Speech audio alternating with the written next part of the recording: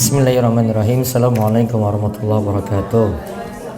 Alhamdulillah wassalatu wassalamu ala Rasulillah wa ala alihi washabbihi wasallam. Baik. Terakhir kita bahas surat Al-Fatihah. Sudah selesai. Terus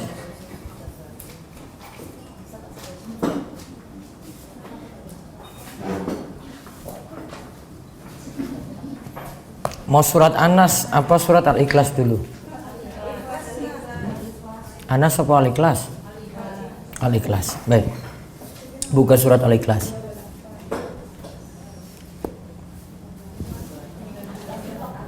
Nanti Al-Ikhlas, setelah itu Al-Falaq, baru Anas.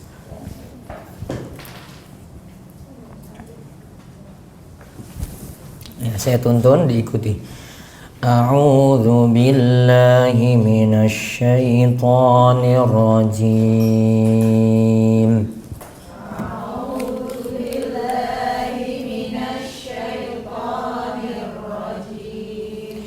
Bismillahirrahmanirrahim.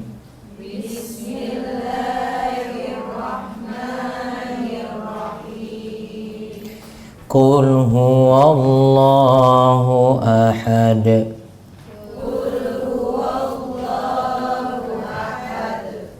Allahus samad. Lam yalid wa lam yulad.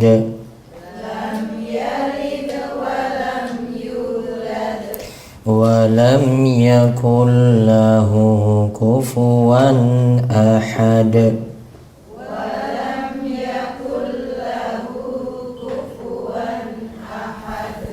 Baik, kita lihat 4 ayat.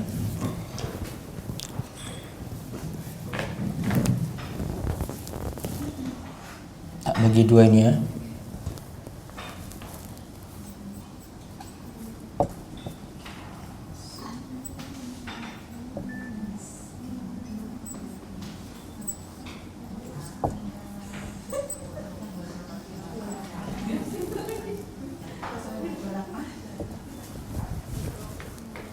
Langsung tafsir perkataannya ya. Kul, katakanlah.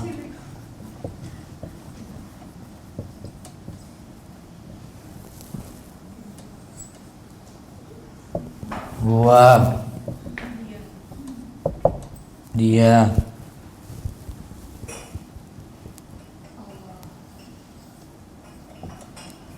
Allahu ahad.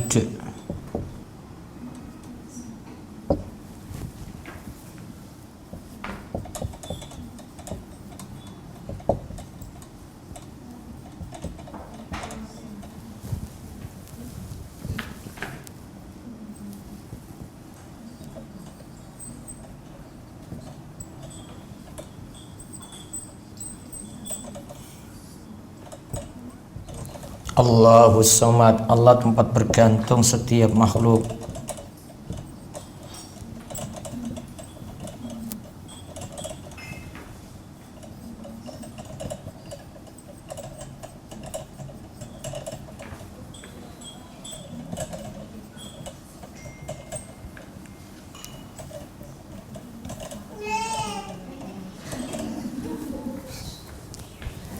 Lam yalid.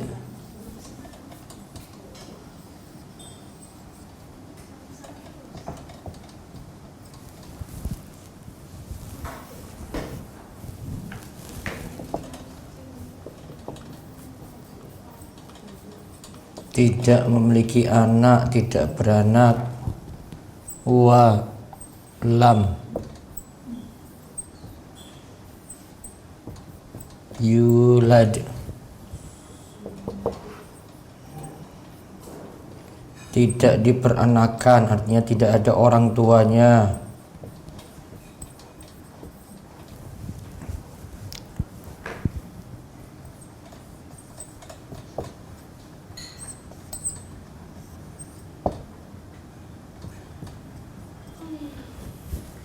Walam yakul lahu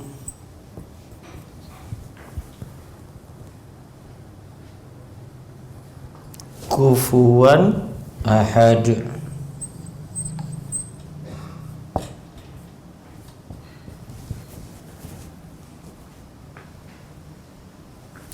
tidak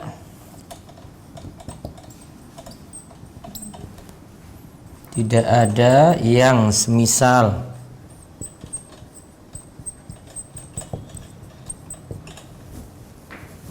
ahad sesuatu pun.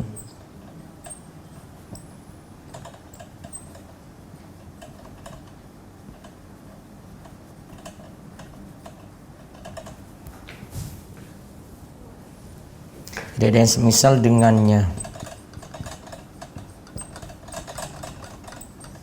Yes.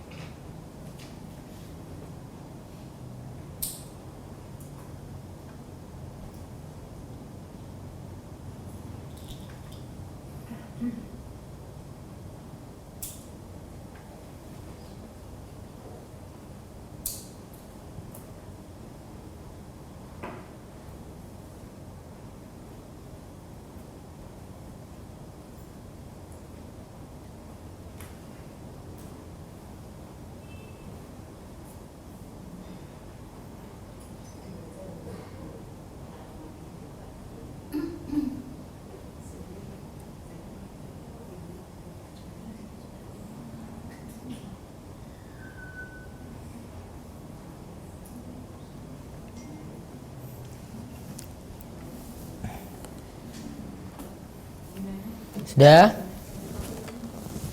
Diulang. Kul artinya apa? Katakanlah huwa dia. Allahu ahadun. Allah itu esa. Ahad esa. Allahus somad.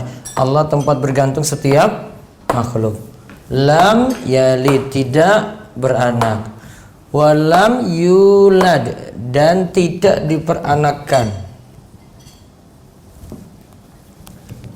Walam yakullahu kufuwan, tidak ada yang semisal dengannya. Kufu itu artinya semisal. Makanya ada istilah sekufu. Sekufu itu selevel, sama, setara.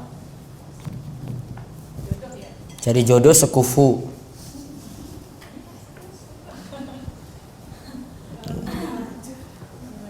Ahad apa? Sesuatu pun.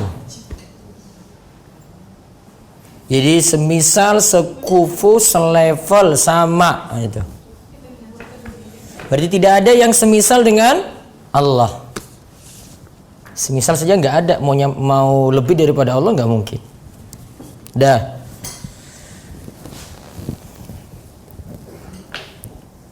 Sekarang kita lihat surat Al-Ikhlas. Lihat keutamaannya dulu. Sudah Bu? Tak tunggu. Sudah. Nah sekarang kapan dianjurkan baca surat Al-Ikhlas?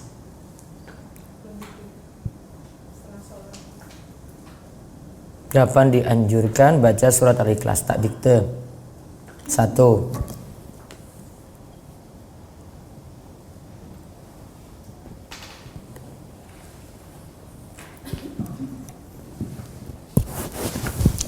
Di rokaat kedua pada sholat sunnah fajar.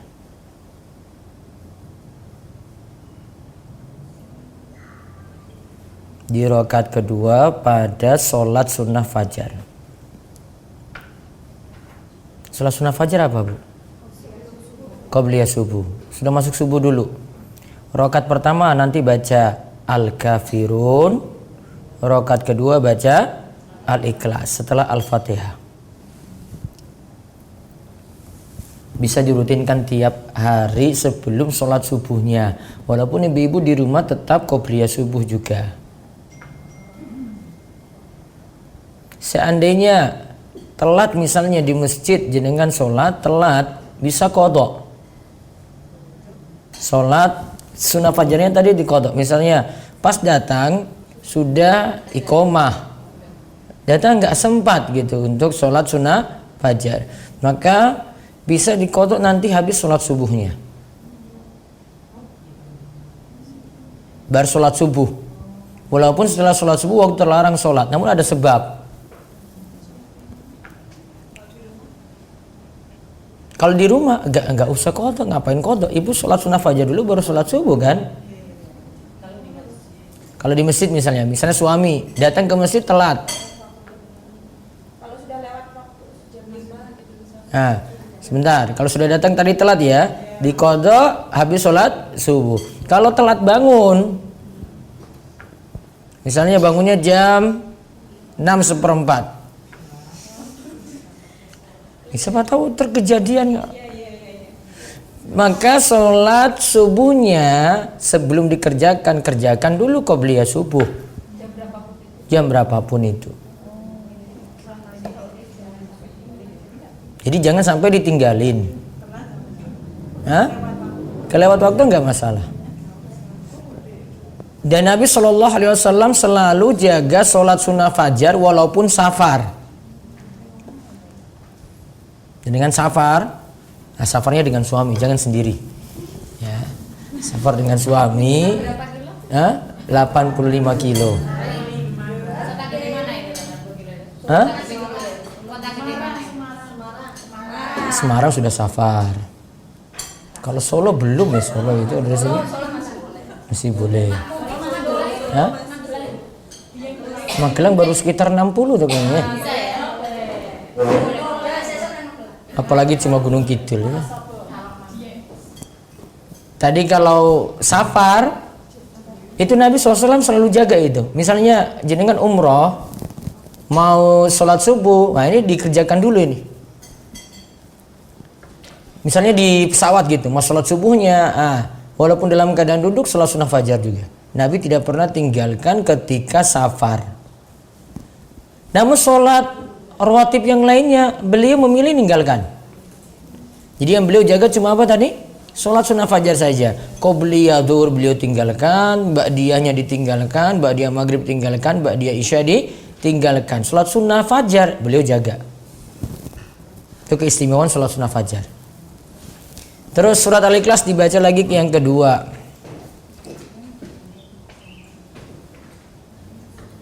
Sholat sunnah di rakaat kedua pada sholat sunnah ba'diyah maghrib.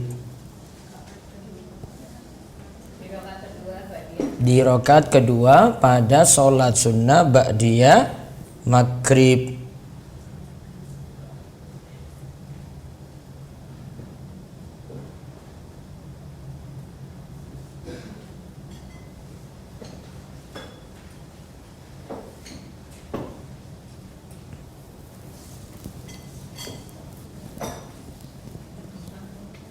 Ba'diyah maghrib ya. Sebenarnya dalam hadis itu disebut malam Jumat, tapi kalau di sini saya baca berlaku untuk sholat sunnah maghrib. Berarti ba'diyahnya, pokoknya setiap ba'diyah boleh gitu.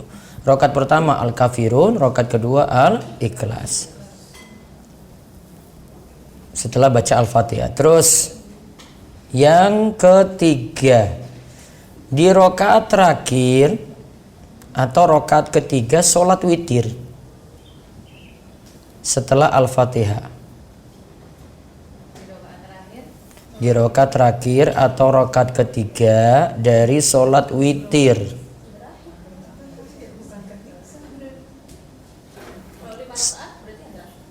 Ada? Di rakaat terakhir atau rakaat ketiga dari sholat witir setelah Al-Fatihah. Kalau witir bacanya rakaat pertama Al-Fatihah, Al-A'la. Rakaat kedua Al-Fatihah, Al-Kafirun. Rakaat ketiga Al-Fatihah, Al-Ikhlas. Hah? Suruh hafal. Dihafal ki. Kalau belum hafal ya ulang-ulang terus. Di mobil di setel itu loh. Sabisma rabbikal a'la. Hah? Naiknya motor pakai ulang-ulang didengar terus. Seandainya surat Al-A'la kita hafalnya cuma mungkin 3 ayat, dibacanya cuma 3 ayat. Afdolnya semua ayat dibaca. Seandainya. Afdolnya mendingan surat yang lain tapi utuh. Mendingan ganti Al-Kausar tapi utuh. Terus yang keempat, rakaat kedua sholat sunnah ba'da tawaf. Sholat sunnah ba'da tawaf. Setelah Al-Fatihah. Setelah orang itu keliling Ka'bah 7 kali, dianjurkan sholat di belakang makom Ibrahim. Rakaat pertama Al-Fatihah Al-Kafirun, rakaat kedua Al-Fatihah Al-Ikhlas. Mudah-mudahan bisa ke tanah suci lagi. Iya jelas. Nanti hilang di sana gimana? Mau jadi suaminya, mau cari suami orang Arab? Terus sudah keberapa itu? Sekarang berapa? Sekarang 5. Setiap ba'da sholat membaca surat Al-Ikhlas setiap ba'da sholat. Barengan apa nanti? Ayat kursi, Al-Ikhlas, Al-Falaq, An-Nas. Ba'da sholat ada baca surat Al-Fatihah enggak? Tidak. Tidak ada dalil yang kuat untuk itu. Terus yang keenam, ketika mau tidur.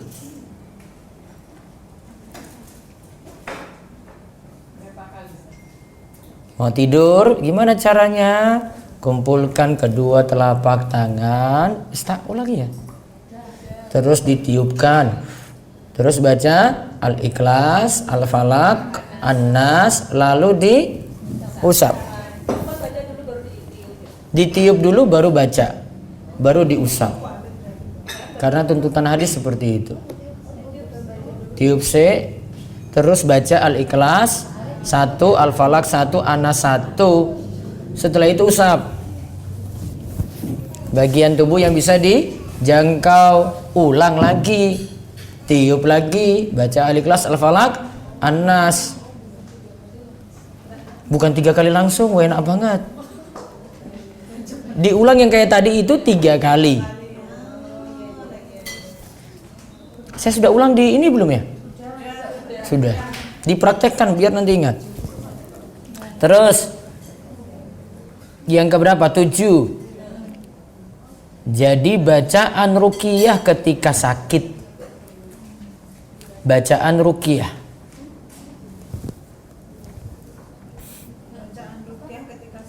Bacaan ruqyah. Gimana caranya? Sama seperti mau tidur tadi. Jadi tiup, terus Al-Ikhlas, Al-Falaq, An-Nas, terus usap. Ulang lagi 2. Tiup, Al-Ikhlas, Al-Falaq, An-Nas, usap. Ulang sampai 3 kali. Caranya dalam hadis Aisyah seperti Nabi lakukan, seperti kalau beliau mau ruqyah, beliau lakukan seperti itu juga dengan 3 surat tadi. Sudah. Ruqyah ya. Jadi ruqyah ini mau sakit ini apapun Bu, ini nggak mesti kesurupan. Yang kesurupan terus. Ada orang sakit dia itu butuh seperti itu bisa. Bisa dengan bacaan juga Bismillah, Bismillah, Bismillah, A'udzubillahi wa qudratihi min syarri ma ajidu wa uhadir. Tapi itu kalau dikasih di air yang disuruh minum itu juga ada betulnya. Itu media namanya. Media itu lewat Iya. air gitu ya. Tapi boleh seperti boleh. Ruqyah itu boleh dengan cara apapun, yang penting bukan syirik. Terus yang keberapa? 8. Dibaca ketika zikir pagi petang. Berapa kali? 3. Al-Ikhlas 3, Al-Falaq 3, An-Nas 3.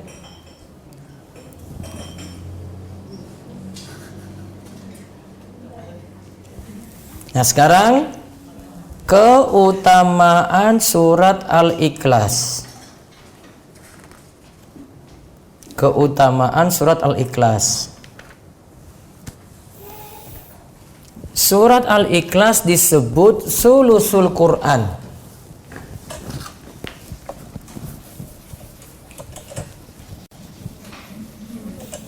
Sulusul Quran.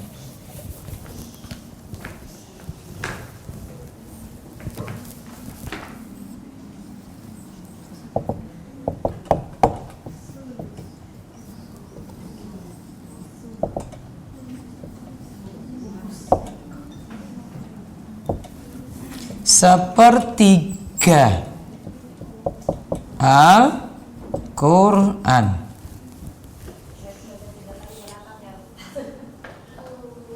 Sepertiga ini dari sisi kandungan.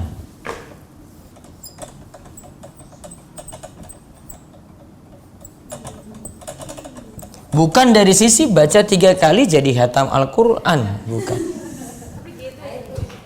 Namun lihat, Al-Quran ini di dalamnya itu isi Al-Quran itu membicarakan satu tentang Allah, 2 tentang hukum, 3 tentang kisah.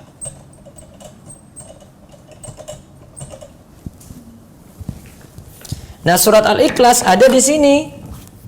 Al-Ikhlas nih khusus di sini nih. Khusus tentang Allah. Ini surat Al-Ikhlas nih.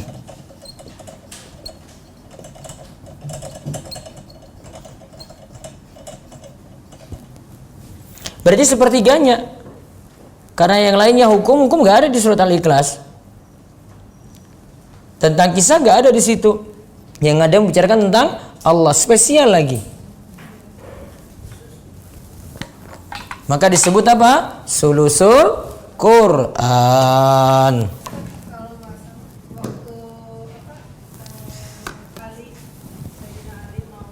Iya, suruh ngeteskan nanti siapa yang bisa hatamkan Al-Quran kan?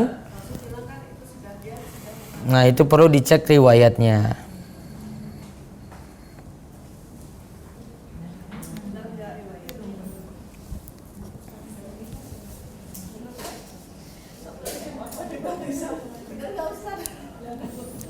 Riwayatnya belum tentu benar.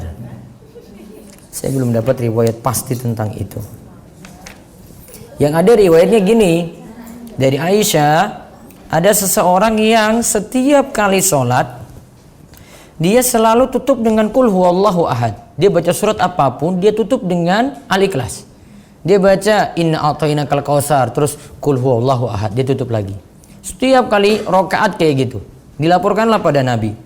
Nabi tanya, kenapa dia sampai membaca itu berulang-ulang? Maka Rasul jawab, dia jawab, saya senang dengan surat Al-Ikhlas. Maka Rasul SAW itu katakan kepadanya, dia jawab tadi ya, saya senang surat Al-Ikhlas karena di dalamnya ada sifat Ar-Rahman, sifat-sifat Allah. Karena tadi bicarakan tentang Allah saja. Maka saya senang membacanya. Maka Nabi SAW katakan, akhbiruhu annallaha yuhibbuhu. Kabarkan padanya kalau Allah itu mencintainya. Lantaran senang baca surat Al-Ikhlas. Maka kalau ibu tiap sholat surat Al-Ikhlas pun nggak masalah. Allah menyukai. Namun kalau masalahnya karena hafalannya segitu ya beda. Pas kebetulan. Malah gak jadi ngapalin. Refleks Ustaz. Kayak refleks kalau baca surat itu tuh. Iya, refleks kayak gitu. Oh, Al-Ikhlas lagi.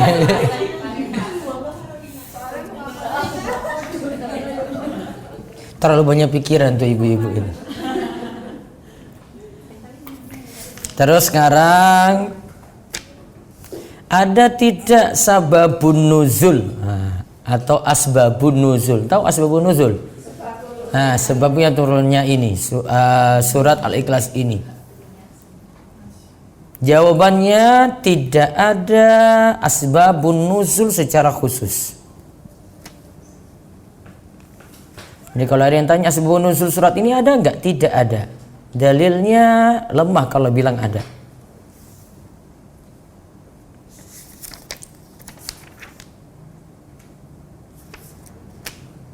Nah, sekarang kita bahas ayat pertama dan ayat kedua. Ayat pertama aja lah.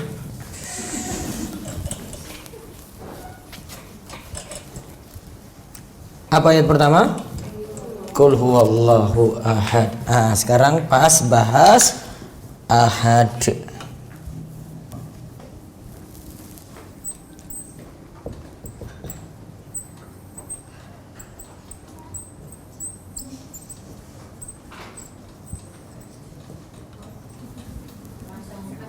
Katakanlah Allah itu Esa.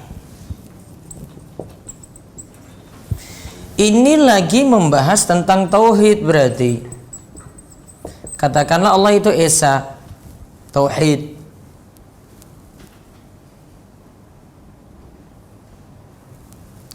Keesaan Allah ini kita bahas, istilahnya dalam tauhid itu ada 3.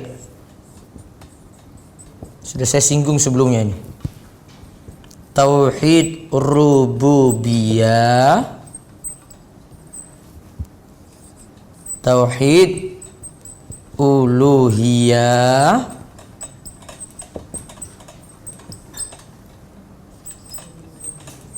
tauhid asma wa sifat.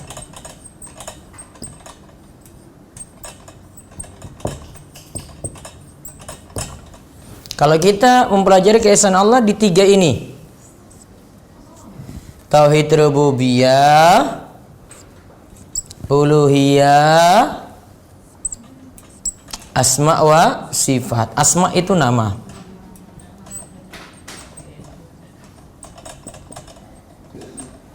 Sudah saya singgung kan waktu surat An-Nas kayaknya. Surat An-Nas. Awal-awal dulu Al-Fatihah. Iya kan? Apa tauhid rububiyah? Rububiyah apa?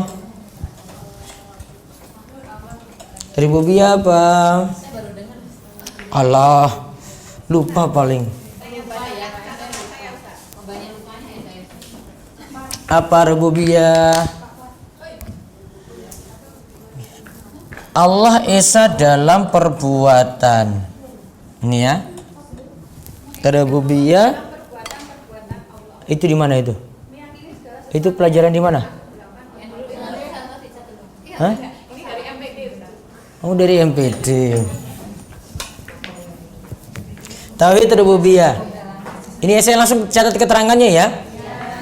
Mengesakan Allah dalam perbuatan.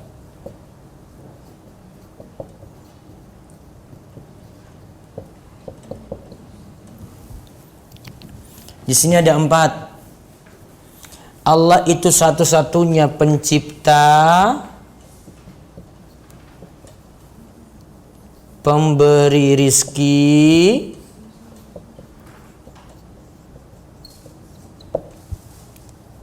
raja, pengatur jagat raya.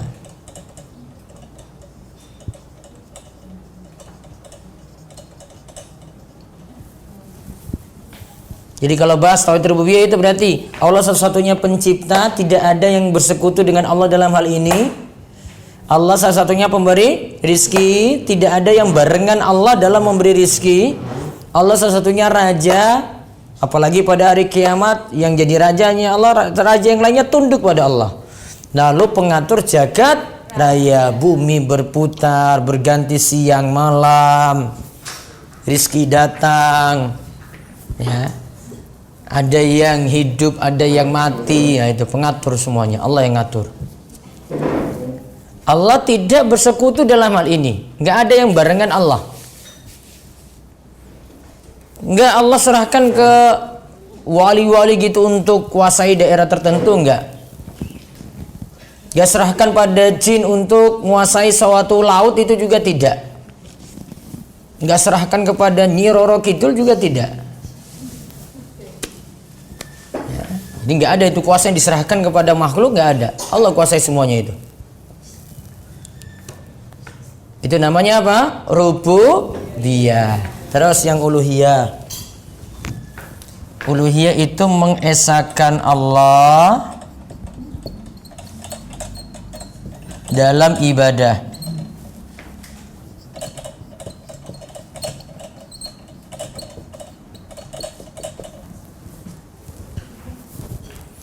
Berarti ibadah hanya pada Allah, baik ibadah lahir maupun batin.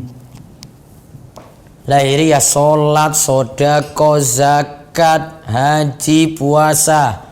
Batin tawakal, harap, takut. Kalau itu ibadah ditunjukkan pada Allah. Terus tauhid asma wa sifat, mengesahkan Allah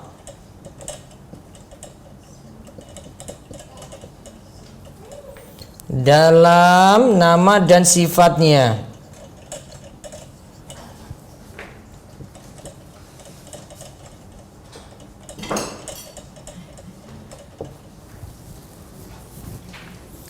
Artinya semuanya itu husna. Semua nama dan sifat Allah itu husna. Husna itu terbaik.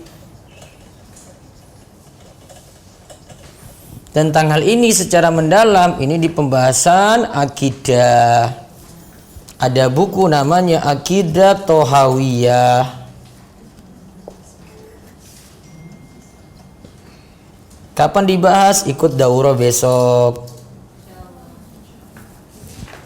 Tohawiyah itu bahas lengkap. Rugi kalau nggak ikut. Ini harus ikut. Itu nggak mungkin saya bahas di tempat lain. Pelajarannya agak advance, tapi saya nanti bahas dengan bahasa sederhana insya Allah. 3 tauhid ini dibahas langsung tuh, dibedah langsung dalam satu waktu.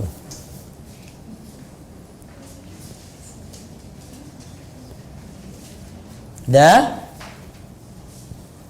Ada berapa tauhid? Berapa macam tauhid? 3. Rububiyah, uluhiyah, asma wa sifat. Kesimpulan pembagian ini dari mana? Kesimpulan dari berbagai macam dalil. Itu kesimpulan dari berbagai macam dalil.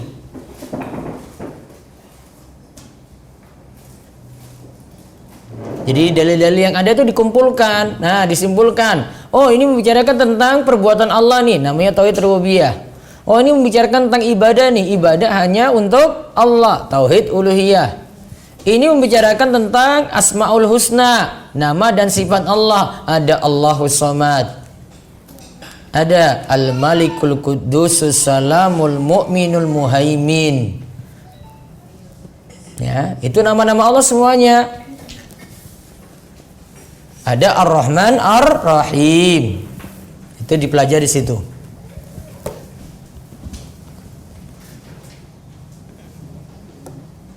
Kalau kajian akidah ini saya ada lagi hari Selasa tadi malam sebenarnya di Masjid Al-Ikhlas Karangbendo. Di Kota Gede belum.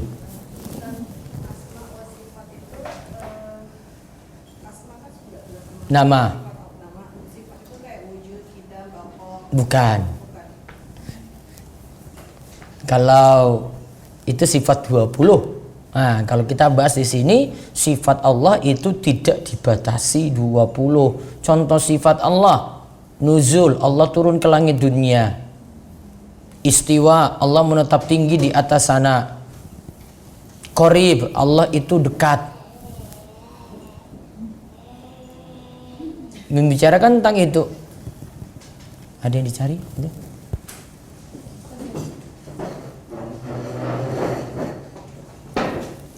Jadi sifat lebih kepada mendekati perbuatan-perbuatan Allah. Kalau nama, nah ada Al-Malik, Al-Quddus, As-Salam, seperti itu. Seperti yang ada di cover Al-Quran lah gambarannya. Maka kalau kita katakan Allah itu Esa, berarti Allah itu Esa dalam rububiyahnya, uluhiyahnya, asma wa sifatnya. Rububiyah berarti tidak ada yang nanding ini. Pencipta ini nggak ada nih, barengan Allah nggak ada. Satu-satunya hanya Allah. Pemberi rizki hanya satu-satunya Allah. Yang merajai semuanya satu-satunya Allah. Pengatur jagat raya hanya Allah saja. Contoh dalam nama dan sifat. Nama-nama yang terbaik itu hanya dimiliki Allah. Tidak boleh disandarkan pada manusia. Manusia ada sifat kurang. Manusia punya sifat penyayang, masih tetap ada marah. Betul nggak? Manusia punya ilmu, cerdas, dia masih ada lupa. Sifat kekurangan. Manusia itu hidup, ya, namun butuh istirahat. Kalau Allah tidak. Sifat manusia kayak gitu, butuh yang sesuatu yang lain gitu. Meminta rizki, ya, dia tidak bisa menggantungkan pada dirinya sendiri. Ada yang memberi rizki, Allah yang memberi rizki. Masih bergantung pada yang lainnya. Maka ada istilah as-somad. Ada istilah apa? As-somad. Sekarang berikutnya tentang pengertian as-somad. As-somad itu diantara asmaul husna. Sampulnya ini ya.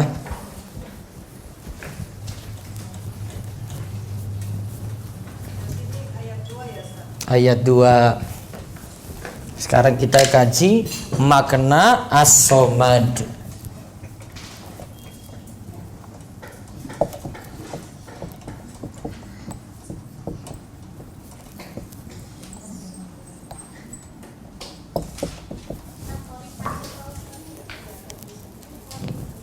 Qarib, dekat.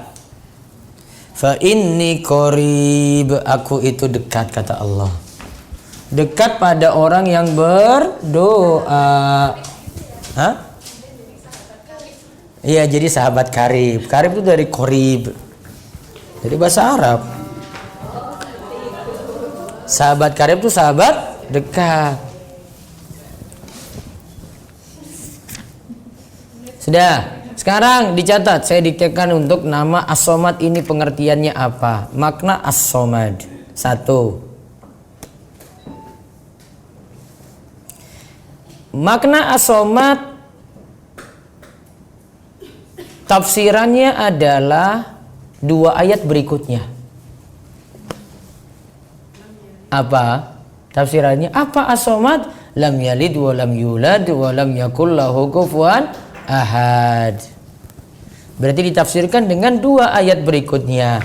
Allah itu tidak beranak, tidak diperanakan, tidak ada yang semisal dengan Allah. Itu pengertian as-somad. Itu salah satu pendapat. Makna as-somad yang kedua. Diulang, yang pertama tadi apa? Makna as-somad, lam yalid wa lam yulad wa lam yakul lahu kufuwan ahad. Maka 1 ayat ditafsirkan dengan ayat lanjutan. Dan menafsirkan seperti ini lebih bagus. Dikarenakan tidak perlu lagi dia butuh yang lain, sudah ada lanjutan ayatnya itu. Sebagian pendapat ulama kayak gitu.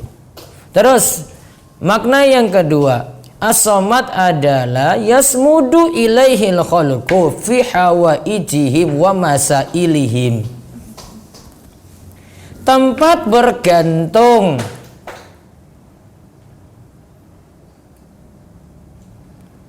setiap makhluk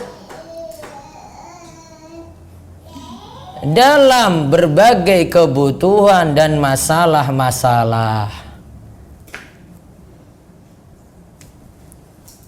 Kita mengadu pada siapa? As-Somad. Ulang. As-Somad adalah tempat bergantung setiap makhluk dalam berbagai kebutuhan dan masalah-masalah. Maka kalau ada masalah, mintalah pada As-Somad, yaitu Allah. Jangan cari yang lainnya. Jangan ngadu ngeluhnya di medsos atau di story-nya atau di feed statusnya di IG. Jangan. Ada masalah dengan suami, curhat di story, gitu ya dia ya. Jangan ngadu pada Allah. Padahal masalah terus. Nulis terus.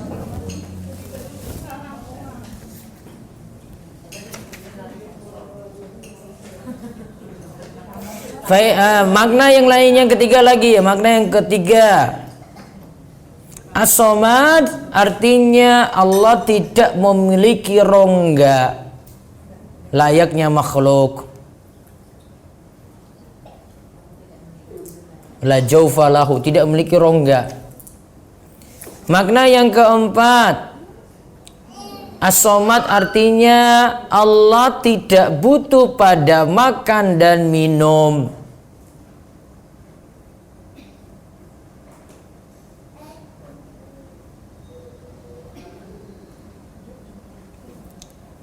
Makna yang keberapa lagi?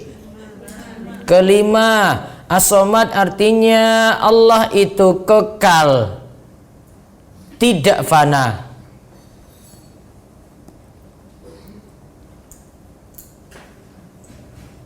Maka ibu lagi berdoa, kalau berdoa pada sesuatu yang kekal abadi. Kalau minta pada makhluk, makhluk fana. Ada suatu waktu dia mati, habis dia, gitu. Makhluk itu lemah. Terus yang keberapa lagi? 5. 6. As-Somad artinya tidak ada yang pantas diibadahi selain Allah.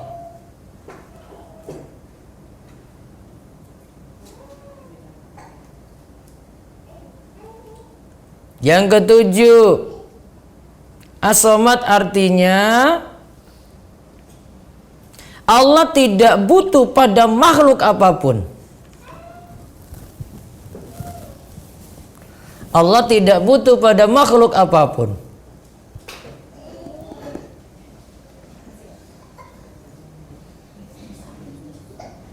Ya, Allah tidak butuh pada makhluk apapun. Kata Allah, ma uridu minhum min rizqi wa ma uridu ayyut'imun. Az-Zariyat ayat 57. Dikatakan Allah itu di sini sebutkan setelah ayat wa ma khalaqtul jinna wal insa illa liya'budun. Tidaklah aku menciptakan jin dan manusia kecuali beribadah kepadaku. Ma uridu minhum min rizqin. Aku tidak butuh kepada Allah pada rizki yang ada pada manusia. Wa ma uridu ayyut'imun. Aku juga tidak butuh mereka beri makan kepadaku. Jadi Allah tidak butuh pada makhluk. Makhluk yang butuh pada Allah. Hamba nggak sholat, Allah nggak butuh padanya. Nggak ngaruh pada Allah. Dia nggak ibadah, nggak ngaruh pada Allah. Nggak ngurangi kekuasaan Allah. Nggak ada yang pada Allah itu hilang, nggak ada. Tetap seperti itu saja. Terus As-Somad lagi yang keberapa? 8. As-Somad adalah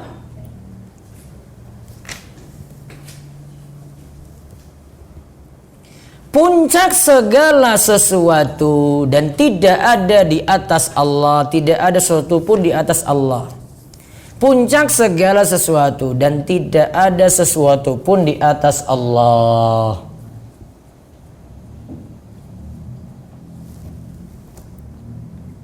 Puncak segala sesuatu. Maka Allah itu paling tinggi. Ini langit yang ibu lihat itu namanya langit dunia.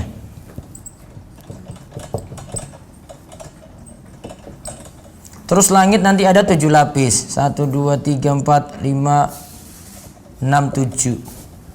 Langit ke-7. Jarak langit dunia ke langit berikutnya 500 tahun perjalanan.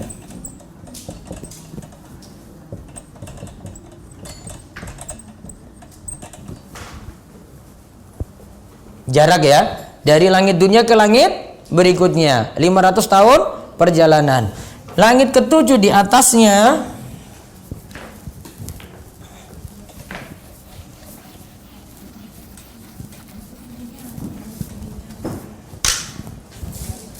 langit ke-7 ya, di atasnya ini ada alma, air.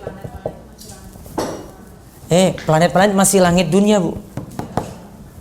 Gak ada apa-apa itu. Jarak tiap langit berapa tadi? 500. Jarak dari langit ke-7 ke air itu 500 tahun perjalanan. Di atas air ada kursi Allah, wasi'a kursiyuhus samawati wal ard.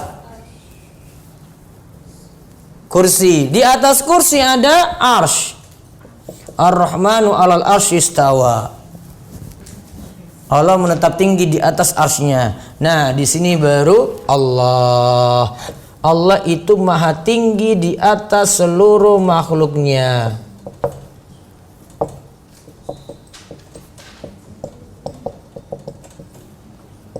Tadi pengertian as-somad adalah Allah itu puncak segala sesuatu. Nah ini. Manusia di mana? Di bawah langit dunia. Cilik sini. Langit dunia itu. Langit dunia aja kita lihat dari ujung ke ujung tetap ada langit, kan berarti besar sekali. Bumi itu nggak ada apa-apa. Kecil di sini. Ibu Rina dan kawan-kawan dalam ini lagi titik lagi.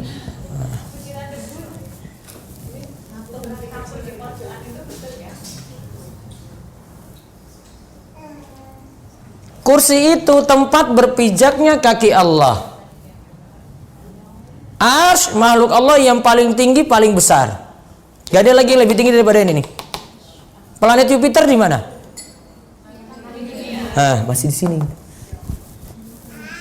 Tata surya itu masih di sini nih, gak ada kelas itu di sini. Kecil aja itu. Bandingkan dengan Arsy, yang mikul Arsy aja ada 8 malaikat.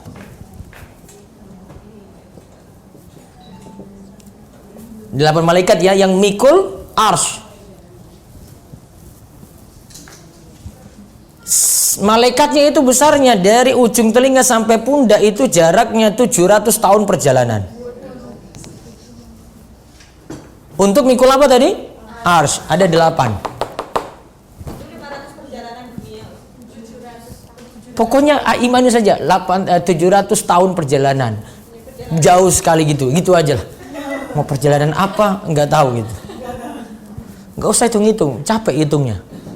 Yakini aja setelah itu ini makhluk ini besar, Allah tetap Allahu Akbar, tetap lebih besar daripada arsy-Nya. Manusia di mana manusia tadi? Nggak kelihatan, saking kecilnya itu. Tapi ngeyelnya luar biasa, sombongnya luar biasa. Gak mau taatnya luar biasa. Itu kalau mau urusan sama malaikat pemikul arsy ya sudah diinjak-injak gimana lagi itu, cuma gitu aja sudah. Terbangnya gimana coba lihat. Dan itu yang diminta pertanggungjawaban hanya manusia. Iya. Karena ngeyelnya. Malaikat ibadah terus. Tapi ada keyakinan yang mengatakan bahwa Allah itu ada di mana-mana. Keyakinan yang benar, ya lihat. Allah harus ba'inun min khalqihi. Min khalqihi. Allah harus terpisah dari makhluk. Itu yang benar ya. Ini kaidah pertama dulu pahami. Allah harus terpisah dari makhluk. Tidak boleh di dalam, tidak boleh ya. Tidak boleh Allah di dalam makhluk atau makhluk di dalam Allah, gitu, nggak boleh. Harus di luar. Kalau di sini Allah di mana-mana, berarti ada di sini nih. Berarti Allah rendah di bawah langit. nggak menunjukkan kemuliaan. Namun kalau Allah di atas seluruh makhluknya, sudah mulia itu. Terus kalau Allah bisa dengar doa kita, ilmunya berarti luar biasa. Yang jauh kecil kayak gini aja terdengar itu doanya. Iya kan? Allah tahu detail juga lagi ngapain ini. Lagi ngopi pagi-pagi tahu. Iya kan? Ilmu Allah. Zat nggak boleh. Jadi zat Allah nggak mungkin ada di ini. Sudah Allah ada batin saya. Wah parah lagi itu. Itu dalam sesuatu. Kalau kaidah ulama Ahlussunnah wal Jamaah gitu, ba'inun min khalqi, terpisah dari makhluk. Nggak boleh Allah dalam makhluk, nggak boleh yang makhluk dalam Allah, nggak boleh. Keluar itu. Maka kalau dari luar sesuatu, ini sudah luar sesuatu ini. Terpisah. Makhluk di mana? Kita di mana manusia? Bagian dari ini alam ini. Namanya alam. Alam itu selain makhluk, selain Allah. Alam itu selain Allah. Allah terpisah dari makhluk. Makanya disebut Rabbul Alamin. Allah itu Rabb. Nah, Rabb sendiri. Alamin sendiri makhluk ini. Termasuk manusia. Jadi kalau anak tanya gimana? Allah di mana? Wah, Allah itu di atas sana tuh. Lihat kamu di mana-mana. Karena kamu kecil terlihat.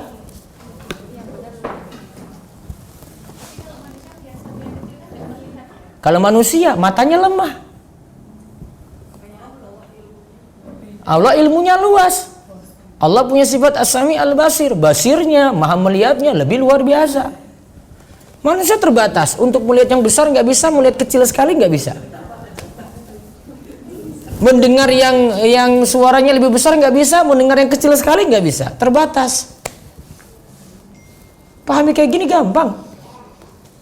Justru kalau meyakini Allah di mana-mana, bingung itu memahaminya. Allah berarti butuh dengar doa harus dekat. Lemah berarti ilmunya. Namun kalau kita tetapkan Allah tinggi di atas sana, ilmu Allah luar biasa sekali. Saya tetapkan Allah luar biasa itu. Itu baru benar-benar itu mengagungkan Allah.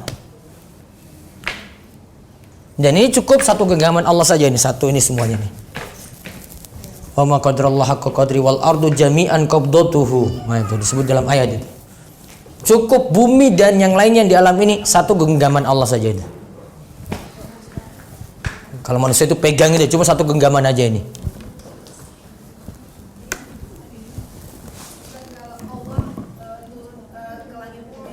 Ya. Allah turun ke langit dunia. Terus ada orang berdoa di sepertiga malam terakhir, ya. Terus mau meyakininya gimana? Nah, taib.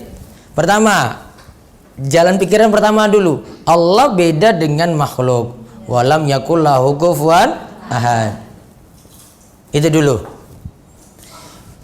Ini tidak nyambung ketika kita samakan Allah dengan makhluk. Saya duduk di kursi, saya pindah. Kursi apa di situ? Kosong kan? Nah, mungkin keyakinannya gini, kalau Allah turun ke langit dunia gitu kan? Nah, berarti arsy Allah kosong. Itu menurut pemikiran kita. Kita pakai standar kita itu. Kita nggak pakai standar Allah. Kalau menurut Allah gimana? Pokoknya Allah mampu menetap tinggi di atas arsy-Nya. Allah mampu turun setiap malam terakhir, sepertiga malam terakhir. Arsy-Nya gimana? Pokoknya imani itu ada, ini ada. Mungkin bagi Allah lakukan itu semuanya. Kalau makhluk nggak mungkin. Contoh. Ini saya lagi dengar suara nih ibu-ibu ini semuanya nih. Saya nanggapi, semua mau nanya ini. Saya nanggapi satu-satu atau langsung semuanya ini langsung saya jawab? Nah, itu satu. Makhluk punya kelemahan. Namun Allah bagaimana? Ini berdoa, semua ditanggapi Allah enggak? Ditanggapi, dijawab enggak? Dijawab. Dikabulkan enggak? Dikabulkan. Allah. Standarnya Allah itu. Maka jangan standarkan Allah dengan makhluk. Itu masih belum walam yakul lahu kufuwan ahad. Dia masih misalkan Allah dengan makhluk. Pahaminya gampang di jalan berpikir itu. Yang tadi diyakini, maka ini nggak ada masalah. Pokoknya yakini. Kalau gitu ars Allah kosong, itu menurutmu, itu logikamu. Itu bukan standar Allah itu. Kamu menunjukkan Allah itu lemah. Pokoknya diyakini saja. Allah turun setiap sepertiga malam terakhir. Allah juga menetap tinggi di atas arsy-Nya. Allah dekat dengan orang yang berdoa. Semuanya itu ada, itu diyakini semuanya. Ustaz, terus kalau jelasin ke anak nih, kan biasanya kita sebagai orang tua biasanya bilang Allah itu ada di mana-mana. Nah, maka lebih tepatnya kita menjelaskan ke anak. Kita jelaskan Allah di atas sana. Apa buktinya, Dek? Nah, kamu berdoa angkat tangan kemana? Simpel kan? Itu sudah dari asalnya fitrah kayak gitu. Kalau Allah ada di mana-mana, ibu harusnya tangannya muter juga kemana-mana. Ya Allah, Allah. Enggak, ibu tetap itu.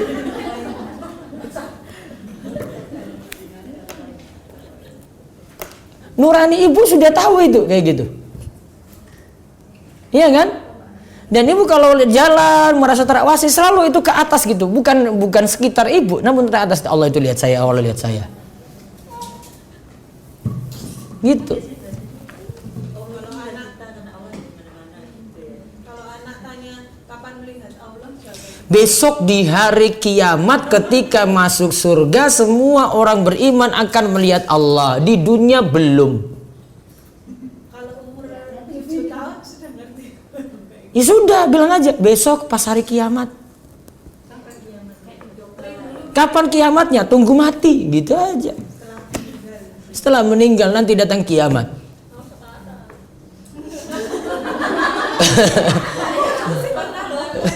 Mau sekarang, besok sabar. Ibadah lagi diuji, nggak lihat.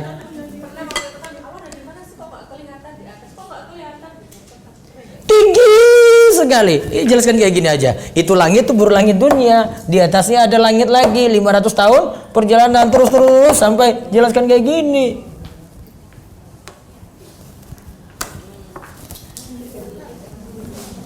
Gitu.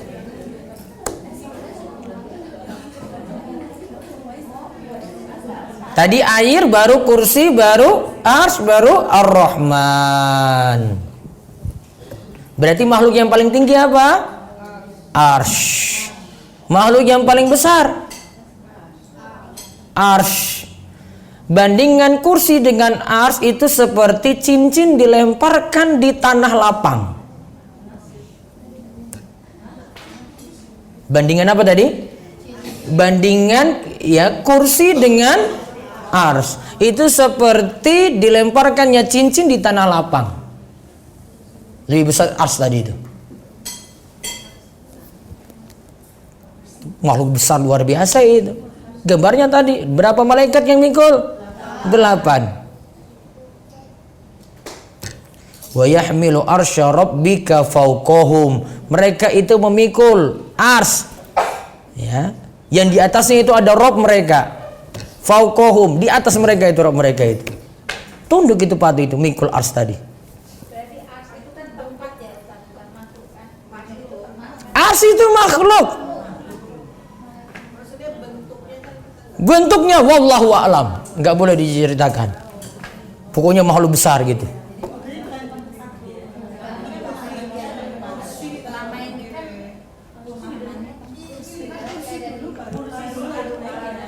Pokoknya makhluk. Itu bukan gini. Oh, jenengan mungkin pemahamannya gini, Allah duduk di atas arsnya. Bukan. Bukan diimani apa adanya. Kursi itu ya, kalau disebut kursi yang di sini bahasan kita ini tempat berpijaknya kaki Allah. Pijakan kaki. Bukan kursi makna Indonesia. Tempat pijakannya kaki Allah.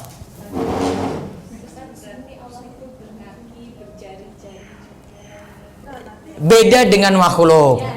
Nggak boleh bilang seperti itu. Pokoknya beda dengan makhluk. Penyebutannya ada namun tidak sama dengan makhluknya. Allah punya wajah. Namun wajah Allah beda dengan wajah makhluk. Tetapkan wajah tetap ada. Wa yabqa wajhu rabbika dzul jalali wal ikram. Wajah Allah itu tetap ada kekal. Dzul jalal, punya kemuliaan wal ikram. Punya kebesaran dan ikram kemuliaan. Surat Ar-Rahman itu 26 27.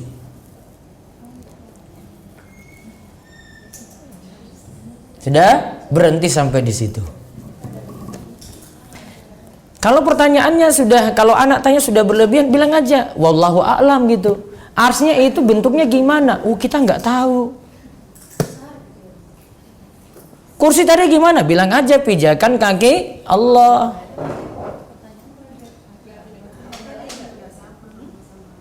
Pokoknya Allah dengan makhluk tidak sama. Nah, tadi ada berapa pengertian tadi as-samad, Bu? 8, tambah lagi 9. Masih. Oh, saya putus di situ ini. Sebentar. Yang terakhir, makna ke-9. As-samad adalah Allah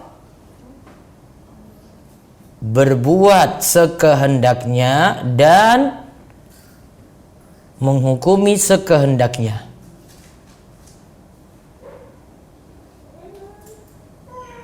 Nih ada makhluk di sini buat salah, Allah itu berbuat sekehendaknya, musibah turun gitu.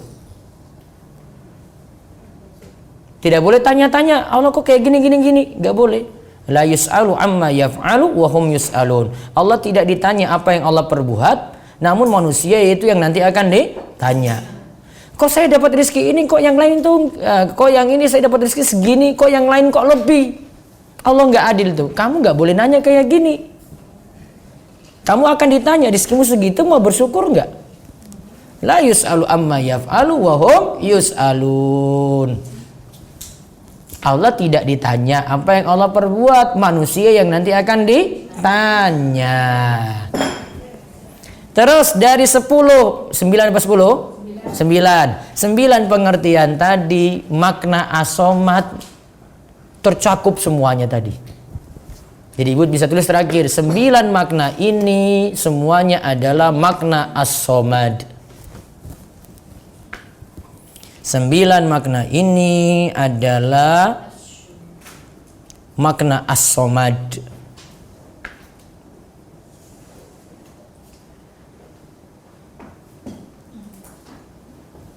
Berarti semuanya itu membicarakan sifat-sifat Allah. Kan di sini ada menghukumi ya. Jadi mungkin bayangan anak-anak Allah itu maaf, tapi kenapa dia menghukum? Menghukum kalau salah. Tapi sudah dia Allah itu menghukumi kalau salah. Ya menghukumi pun Allah juga masih bisa maafkan. Namun tetap ada keadilan karena ada nanti yang beramal soleh, ada yang buat maksiat. Keadilannya apa? Yang beramal soleh dibalas kebaikan, yang buat buruk nanti diberi hukuman. Adil. Karena yang beramal soleh protes nanti. Ini kok yang itu kok nggak diberi hukuman, kok cuma langsung dibalas gitu. Nah, ada balasan. Ada hukuman. Namun hukuman ini tetap masih ada pemaafan Allah. Ada orang yang berbuat dosa besar masih bisa selamat dari neraka, tidak kekal. Selamat tidak berbuat syirik. Kalau berbuat syirik itu yang membuat kekal. Kalau buat dosa besar masih bisa dimaafkan. Itulah bentuk pemaafan Allah. Maka ada dosa yang tidak bisa dimaafkan sama sekali kalau dibawa mati. Apa? Syirik. Ada dosa yang masih bisa dimaafkan walaupun dibawa mati. Sudah dibawa mati, dia belum bertobat dari ini. belum bertobat. Ya? Belum bertobat. Sudah bertobat. Sudah bertobat, sudah seperti tidak punya dosa sama sekali.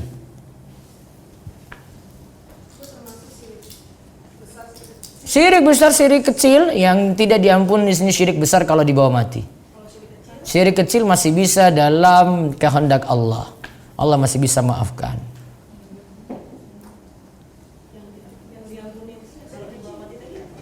Yang tidak diampuni kalau dibawa mati syirik. Dosa lain kalau selain syirik atau kekafiran dibawa mati masih bisa Allah maafkan.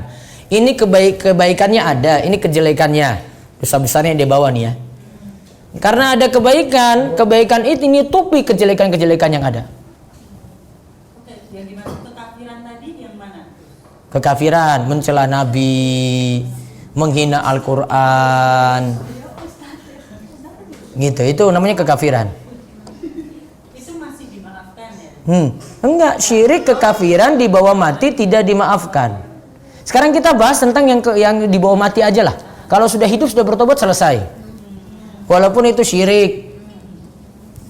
Namun kalau dibawa mati nih, syirik dan dosa kekafiran kalau dibawa mati tidak dimaafkan, selesai dia kekal di neraka. Namun kalau sudah bertobat ketika hidupnya, selesai. Sekalipun itu nanti amal ibadahnya lebih banyak daripada dosanya, Ustaz. Tidak pengaruh amal ibadahnya kalau dosanya syirik. Itu syirik besar ya? Syirik besar. Cuma yang kita kadang nggak sadari Ustaz, syirik-syirik kecil kadang-kadang orang nggak menyadari kalau dia melakukan. Nah, makanya Nabi Shallallahu Alaihi Wasallam sebut syirik kecil itu bagaikan semut hitam di atas batu hitam di tengah kegelapan malam.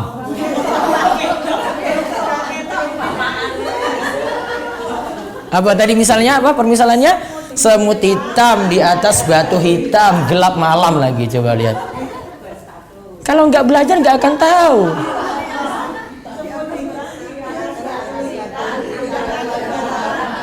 Sampai juling ya.